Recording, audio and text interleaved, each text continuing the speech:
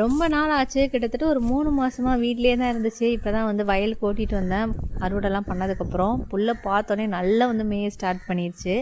இந்த புல்ல மேயும்போது பார்க்கறதுக்கு நமக்கே வந்து அந்த அளவுக்கு ஆசையா இருந்துச்சு. ஏன்னா பச்சைய பார்த்து ரொம்ப நாள் ஆகுது. நம்ம அறுத்துட்டு போய் போட்டு வந்தா இருந்தாலும் அவங்கலாம் மேயறது வந்து ஒரு பெரிய சந்தோஷத்த குடுக்கும்ல மாடுகளுக்குலாம். அதனால வந்து அப்படி தான் வந்து மேய்ஞ்சிட்டே இருந்துச்சு. நெல் வெயிட் போட்டிங்களான்னு கேட்டிருந்தீங்க. நெல் வந்து நம்ம டிபிசியில் போடுறதுனால லேட் ஆகும். இன்னும் ஒரு 2-3 நாள் ஆகும்னு நினைக்கிறேன் போடுறதுக்கு. வைக்கோல் ஃபுல்லாக பார்த்திங்கன்னா மழையில் நனைஞ்சு போச்சு. வைக்கோல் எடுக்க முடியுமானே தெரில. நாங்கள் மழை நெல் வந்து ஸ்டார்ட் பண்ணதுலேருந்து அறுவடை பண்ணுறதுக்கு அதுலேருந்து எங்கள் ஊரில் மழை தான்.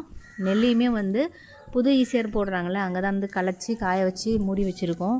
அதுவும் ஒரு பக்கம் நனைய, வைக்கோல் ஒரு பக்கம் நனைய. இந்த டைம் வந்து ரொம்ப வந்து தொல்லை கொடுத்துருச்சு. வைக்கோல் வந்து 3-4 டைம் வந்து அணைஞ்சு போயிடுச்சு. இதுக்கப்புறம் எடுக்க முடியுமானே தெரில. எங்கள் ஊரில் கிட்டத்தட்ட ஒரு 4-5 நாளாக சரியான மழை. மழை வந்துக்கிட்டே தான் இருக்குது. எப்படா மழை நிற்குன்ற மாதிரி வெறுப்பாக இருக்குது. அந்தளவுக்கு மழை பெய்யுது.